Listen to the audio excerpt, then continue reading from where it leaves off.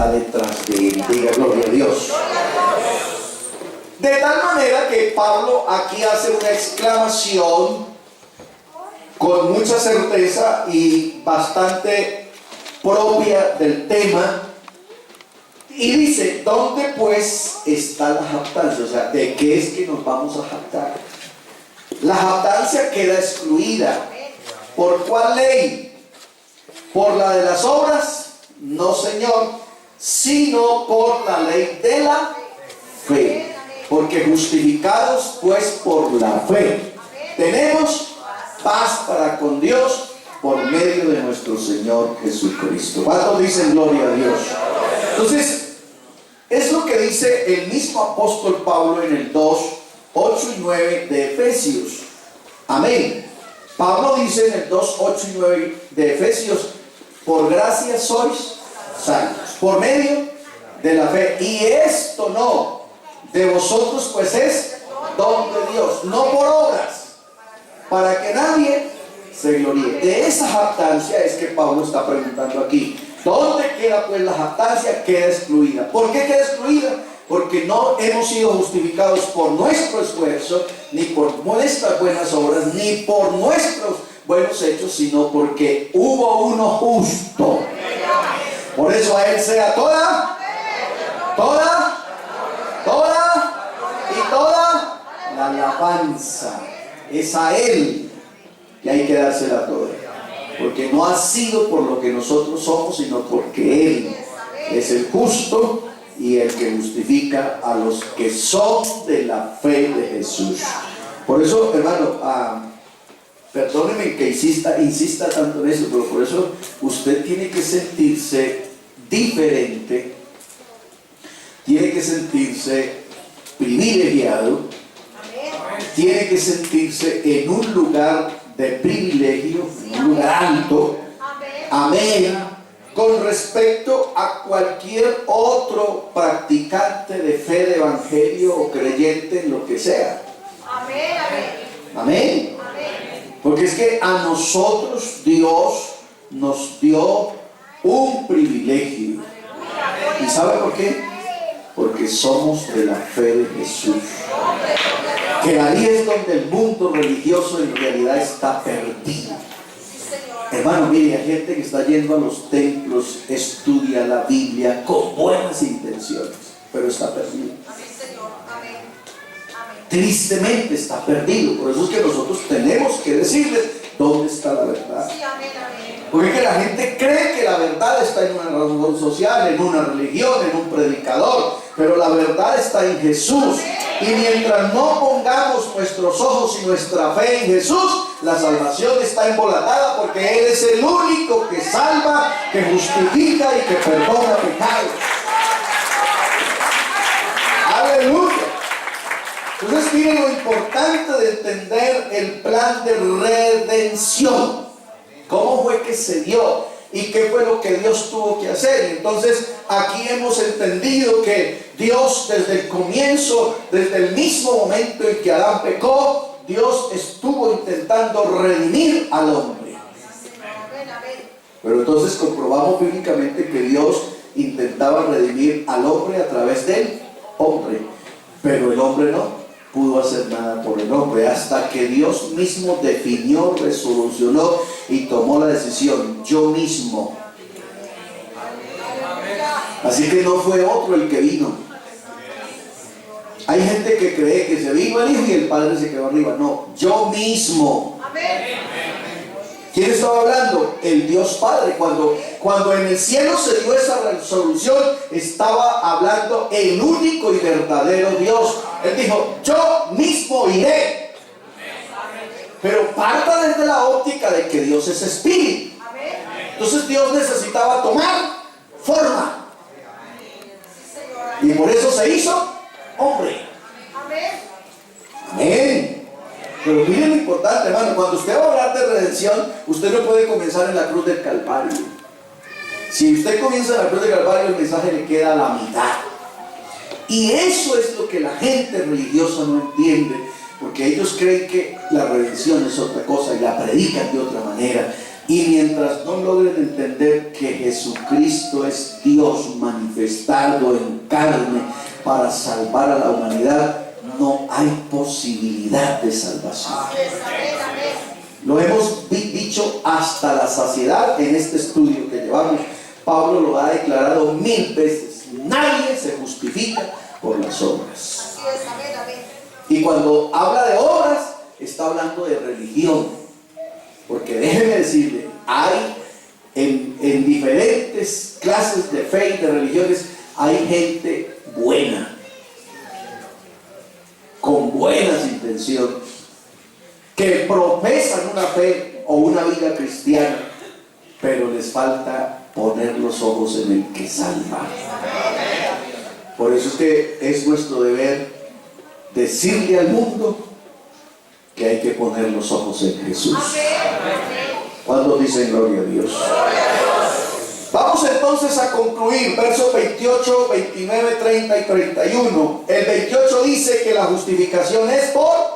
Concluimos entonces que la justificación es por fe, dice Pablo. Concluimos pues que el hombre es justificado por la fe sin obras. ¿Aló? Escuchen, el hombre es justificado por la fe sin obras. Hermano, pero entonces ¿por qué nos piden que hagamos esto? Eso ya no es para, sino por. Claro, una vez que usted es justificado, una vez que usted es salvo, pues tiene que tener obras de gente salva. Amén, amén. Amén, pero lo que Pablo está diciendo aquí es que la gente no se salva haciendo obras, sino que una vez que es salvo tiene que tener obras de gente salva. Amén. ¿Está claro ahí? Seguimos en la conclusión, verso 29. La justificación es el remedio universal. Amén.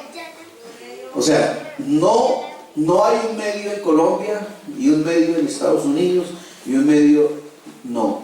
El hombre que necesite ser justificado o salvo, el medio es el mismo.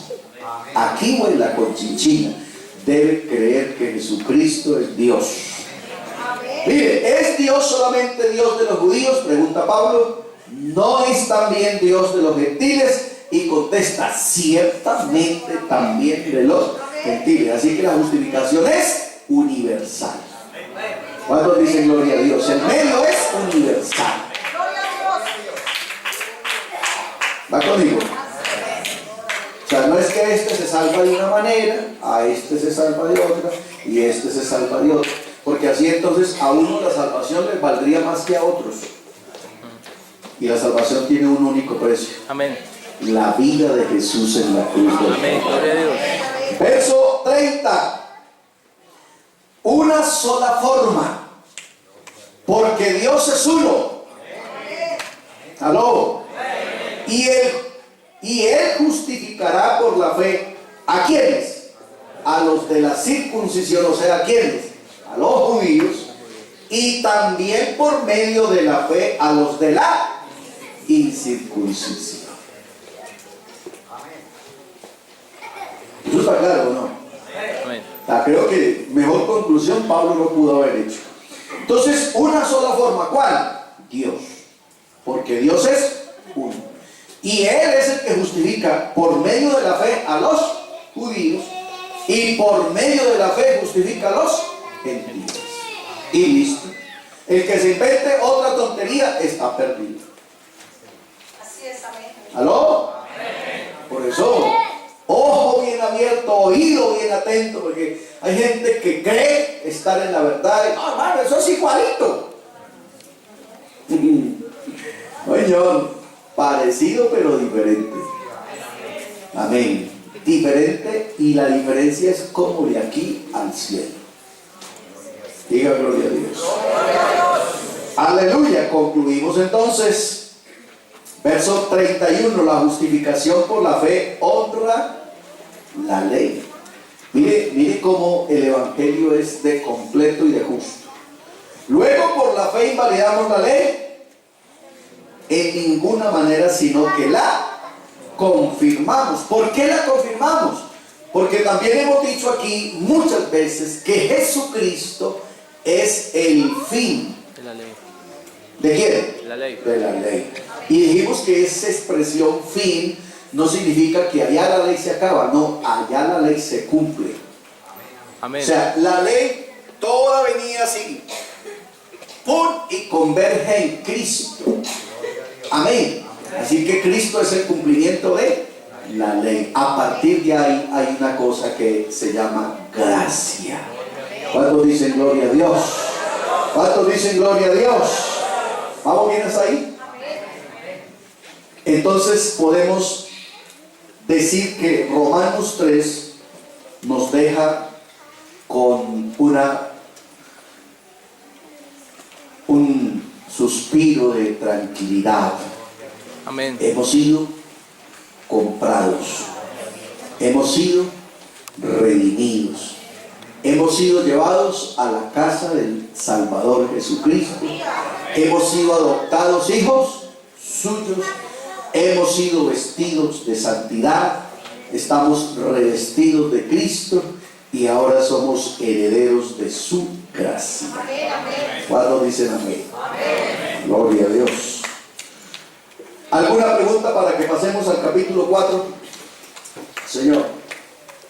Cuando se dice que Jesucristo es el fin de la ley, se dice entonces que Él es el único que la cumplió toda. Digamos, no matarás, no odiarás, no... Así, claro, si estamos hablando del único justo, el único sin pecado, por eso la ley convertía en él.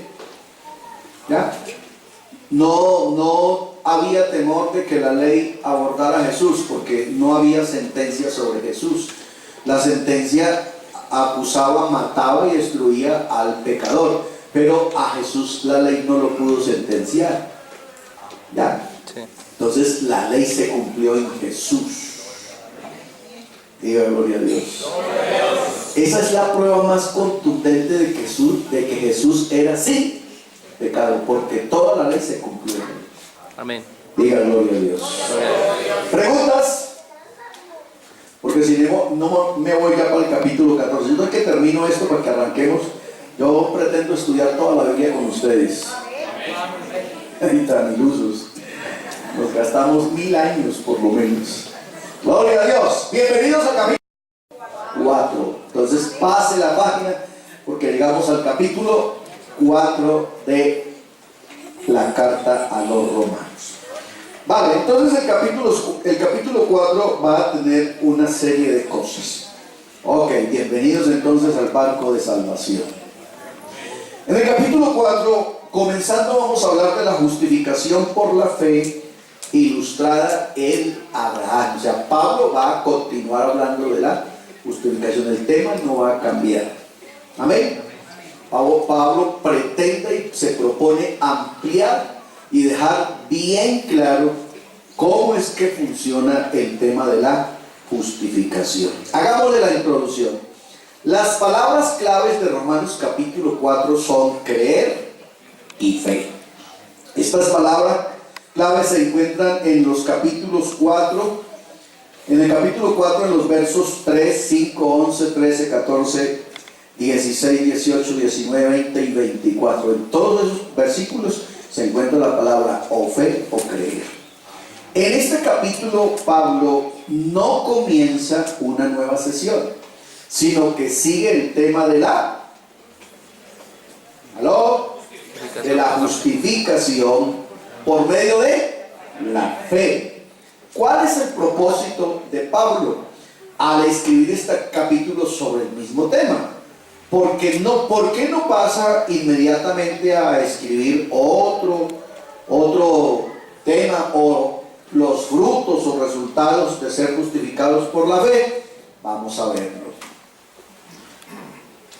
Pablo quiere ampliar algo que ya dijo antes en 2 oportunidades, es decir, que el Antiguo Testamento ya había predicho este método de salvación. Según Romanos capítulo 1, verso 1 y verso 2, ahí Pablo habla claramente de este tema.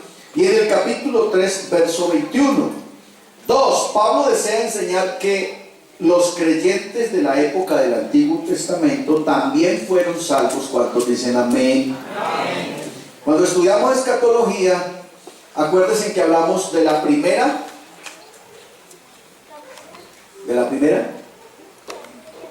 resurrección.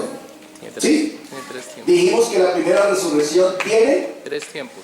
3 etapas. ¿Sí? Amén. ¿Buenas? ¿Están ahí? Amén. Señores, ¿están ahí? Dijimos que la primera resurrección tiene 3 etapas. ¿Cuáles? Cristo, la iglesia de Israel.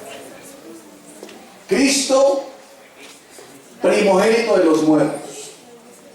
La iglesia o los que son de Cristo en su venida o en el rapto o levantamiento de la iglesia. Y la tercera etapa de la primera resurrección se da en la segunda venida de Cristo y se llama la resurrección de Israel. Amén. ¿Aló? ¿Aló? Entonces, si Israel resucita en la etapa de la primera resurrección, indica que entonces hay judíos del Antiguo Testamento que son salvos. Entonces, escuchen lo que estoy diciendo. Pablo desea enseñar que los creyentes de la época de ¿cuándo? Del Antiguo Testamento también fueron salvos, díganle amén a eso, por este mismo medio. ¿Cuál mismo medio? Es decir, no hay 2 caminos de salvación, uno en el Antiguo Testamento, salvación por obras, y otro en el Nuevo Testamento, salvación por la fe, sino que hay un solo camino. ¿Cuál? Jesús. El de la justificación por medio de la fe. Amén. Yo no lo siento ahí tan convencidos. ¿O están en la introducción? Bueno, póngame pilas porque yo ya me fui. Ok. Para lograr esto, entonces Pablo presenta 2 objetivos claros, 2 ejemplos claros, tomados de los personajes ilustres del Antiguo Testamento. Son 2 personajes sobre los cuales pudiéramos hablar tranquilamente de la justificación por medio de la fe sin obras. ¿Quiénes son? Abraham y David. Con mayor fuerza, obviamente, Abraham.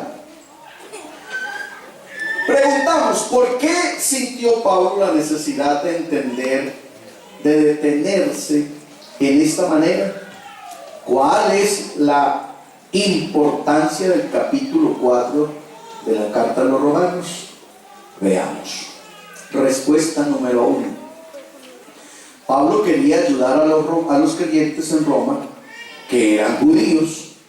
Ellos quizás seguían luchando con la idea de que las cosas eran de alguna manera diferentes en el Antiguo Testamento. O sea, ellos no lograban hacer la ecuación y conciliar esos 2 pensamientos, y que el Nuevo Testamento había roto toda la estructura del Antiguo. Entonces, ellos no sabían si íbamos hoy a la sinagoga porque hoy es día de reposo, si matamos la vaca, si traemos la tórtola, si habrá que llevar la flor de harina, ¿cómo hacemos? Esto está raro. Amén. Entonces, los judíos creyentes neotestamentarios tenían un conflicto. Es la primera razón por la cual Pablo sigue explicando el proceso de la justificación. Respuesta número 2. Pablo deseaba ayudar a los judíos inconversos. Escuchen, primero ayudó a los creyentes, ahora va a ayudar a los inconversos mostrándoles que si uno entiende bien el Antiguo Testamento, no tendrá problemas de aceptar el mensaje del Evangelio. Es decir, que Cristo no vino para romper todos los esquemas del Antiguo Testamento, sino para comprobar y establecer. Amén. Establecerlos en el Nuevo Testamento. O sea, el Nuevo Testamento no les va a cambiar nada, sino que en Jesús se cumplió todo. Por eso Jesús es el sumo sacerdote, Jesús es el Cordero Pascual, Jesús es la verdadera ofrenda, Jesús es el verdadero templo. Amén. Todo convertido ahí. Amén. Entonces, Pablo les está enseñando, si ustedes logran entender bien lo uno y lo otro, van a salir del problema. Y tenemos una respuesta 3 más. Pablo quería enfatizar una vez más lo que es quizá el aspecto más importante de la doctrina de la justificación por la fe, es decir, el hecho de que este camino a la salvación quita al hombre de toda base para el orgullo y la vanagloria. O sea, el hombre no tiene de qué gloriarse con respecto a su salvación. ¿Aló? Amén. No tiene, o sea, Dios no quiere que usted llegue al cielo. Bueno, Señor, yo estoy aquí, acuérdese que yo di abajo el voto, el diezmo, la ofrenda, yo era el que más oraba, yo era el que más ayunaba. Usted me salvó porque yo era casi bueno, yo no le pegué nunca a mi mamá, nunca me emborraché, jamás me fumé un cigarrillo, nunca rí a la madre. Aleluya. Yo no sé si les conté ya la anécdota, creo que sí se las conté. Dice que alguien llegó a la puerta del cielo y como en la puerta del cielo está el hermano Pedro, amén. ¿Sí? Entonces él llegó a la puerta del cielo, saludó a Pedro y entonces le pregunta a Pedro, bueno, ¿cómo es la mano para entrar aquí? Entonces Pedro dijo, no, aquí es cuestión de que usted me cuente las buenas obras que ha hecho. Entonces necesita 1000 puntos para entrar. Con 1000 puntos, apenas llegue a 1000 puntos, la puerta se abre automáticamente. Así que empiece a contar y vamos sumando. Entonces él dijo, vea, hermano Pedro, yo fui el hombre más abnegado visitando hospitales, visitando cárceles, visitando a los indigentes, yo les llevaba mercado, yo estaba con ellos, a mí me gustaba hacer buenas dádivas. Y Pedro le dijo, me parece bien, tiene un punto. ¡Un punto! No, está bien, padre. Bueno, listo, todavía tengo un punto. El hombre dijo, no, aquí con esta sí me tiene que poner un poco. Dijo, vea, hermano Pedro, yo estuve casado 80 años y nunca, ni siquiera en pensamiento, pero es que ni siquiera en pensamiento, no se me ocurrió mirar a otra mujer. Fui el hombre más fiel a mi esposa. Pedro con cara de hierro le dijo, tiene otro punto. ¿Cuánto iba a llegar a 1000? Entonces el hombre se desesperó y dijo, no, aquí es imposible entrar por obra. Digo, si es que aquí por obra no se entra, aquí se entra por gracia. Cuando dice gloria a Dios, por gracia. Por gracia ya estamos adentro. ¿Cuántos se declaran adentro? Claro, ya estamos adentro. Por gracia van a ser salvos. Sois hecho. Esto no es un proyecto de Dios, es una realidad de Dios para nosotros. Por gracia sois salvos. Yo no voy a ser salvo, yo soy salvo. Amén. ¿Aló? Amén, gloria Entonces, a Dios. no es por obras. Eso es lo que Pablo, en la tercera respuesta, Pablo quiere explicarle entonces a los judíos y decirles que el asunto es que ellos están acostumbrados a hacer obras. Pero él les quiere explicar que la obra definitiva, la máxima obra, ya la hizo uno por ellos. Amén. ¿Aló? Y por nosotros. Gloria a Dios. Por eso usted no tiene que seguir haciendo nada para salvarse. Haga porque ya es salvo. Amén. Eso sí, haga todo lo que pueda en gratitud a su salvación. Diga gloria a Dios. Gloria a Dios. Arrancamos entonces, verso 1 del capítulo 4. Pablo dice, ¿qué pues diremos que halló Abraham, nuestro padre, según la carne? O sea, ¿qué fue lo que él halló? Acuérdense que Abraham era un habitante en la tierra de Ur de los Caldeos. Amén. En Ur de los Caldeos. Pero cuando Abraham fue llamado, Abraham era un idólatra. Era un hombre mundano, como cualquier mundano. Amén. Era un idólatra. Sin embargo, Dios le dijo a Abraham, sal de tu tierra y de tu parentela a la tierra que yo te mostraré. Hermano, eso es el ejemplo más contundente, más directo con respecto al llamado que Dios nos hizo. El Señor dijo, si ustedes creen en mi evangelio, en mi palabra, lo guardan, yo les tengo un cielo nuevo y una tierra nueva. Algo así. Eso es una locura. Miren, Abraham es un hacendado, es un hombre rico de Ur de los Caldeos, de la Mesopotamia. Es un hombre que no tiene necesidad de ningún bien, es un hombre con buena comodidad económica.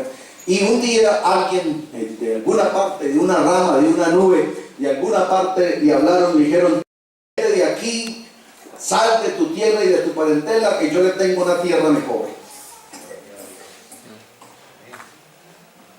Hermano, mire, y ahora que Dios me dio la oportunidad de estar en Israel, estábamos conversando con los pastores y yo les decía: ¿cómo sería el desengaño? ¿Cómo sería el aburrimiento? ¿Cómo se sentiría Abraham de tumbado cuando llegó por aquí? Porque Abraham llega de Ur, de la Mesopotamia, baja por la ribera del mar Mediterráneo y se establece más o menos frente a un valle que es, hermano, es un arenal, es un desierto, no hay nada. Se llama la fortaleza de Masada. Es roca por donde usted mire, no hay ni siquiera ramitas, no hay un árbol, es desierto. Entonces, ¿cómo le hicieron ese cambio a Abraham? Sal de tu tierra, una tierra, porque Abraham estaba en lo que todavía alcanzaba a ser la medialuna fértil, que aún sigue siendo la tierra más fértil de la época. Abraham es un hacendado allá donde todo se da, donde todo fluye, donde todo es comida, donde todo es abundancia. Y le dicen: le voy a cambiar esa finca por una grandota que tengo al otro lado. Esa finca es tan buena que hasta leche y miel da. Abraham hace el negocio a ciegas y cuando llega encuentra un peladero como este. Aleluya. Ahí es donde funciona la fe, Señor. Gloria a Dios. Dígale amén a eso. A Dios hay que creerle, hermano.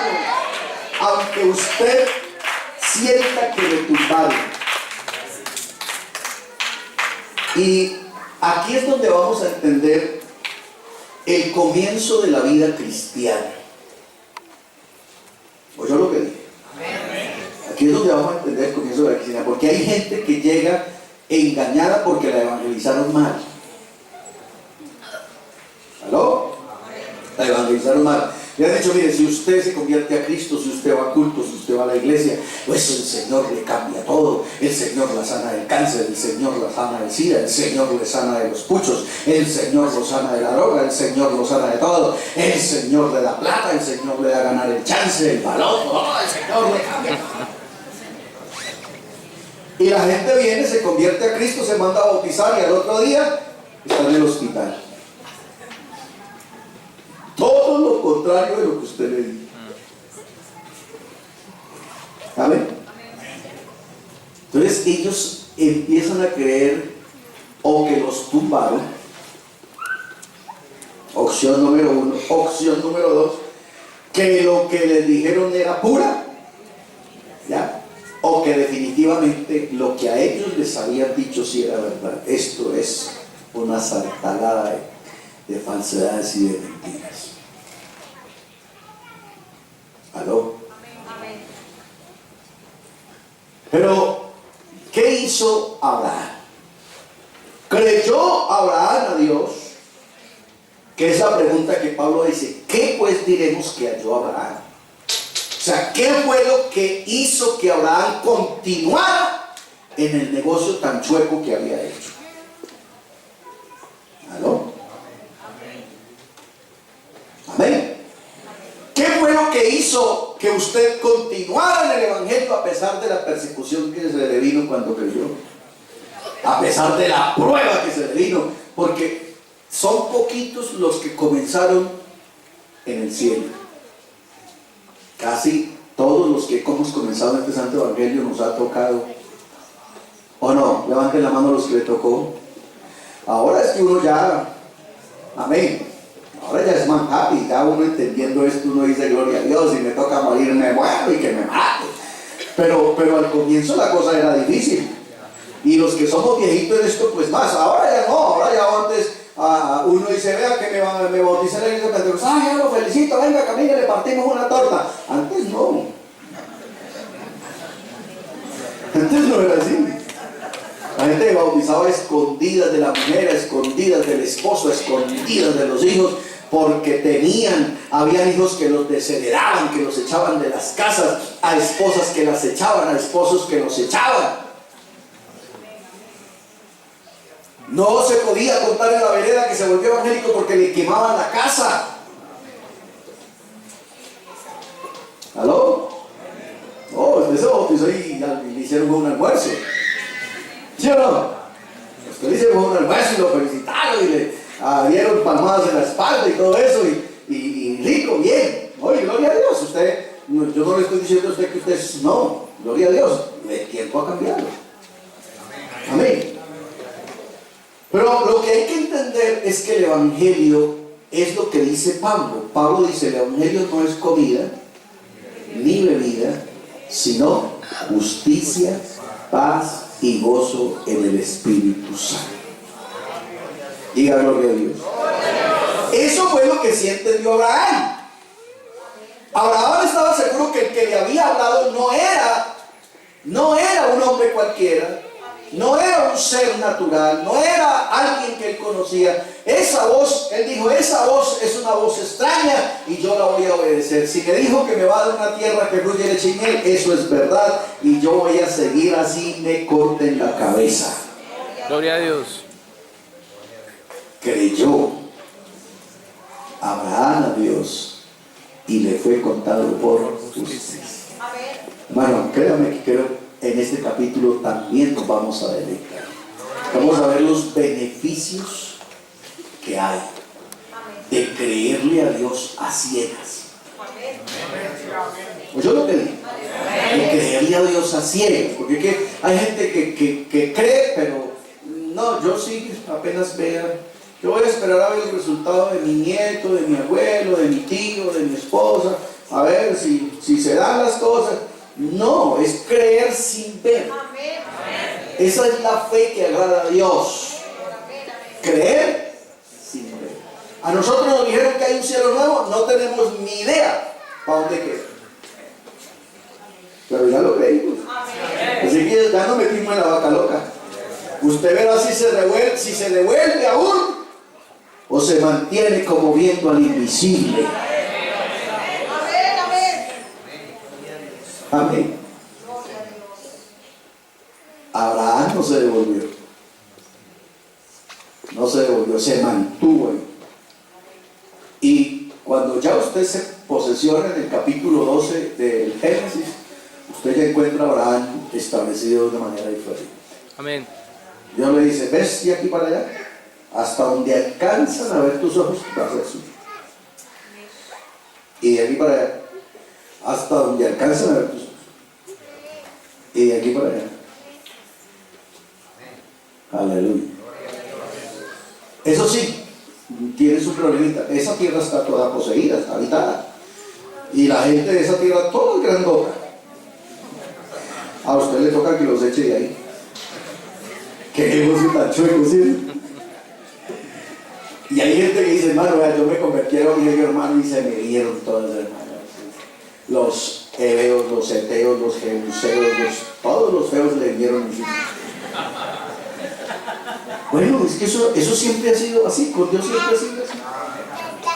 Yo le digo, toda esa tierra es suya, pero esa tierra no está sola, eso no es una tierra virgen, es tierra que está habitada. Y toda la gente de esa tierra es gente grandota.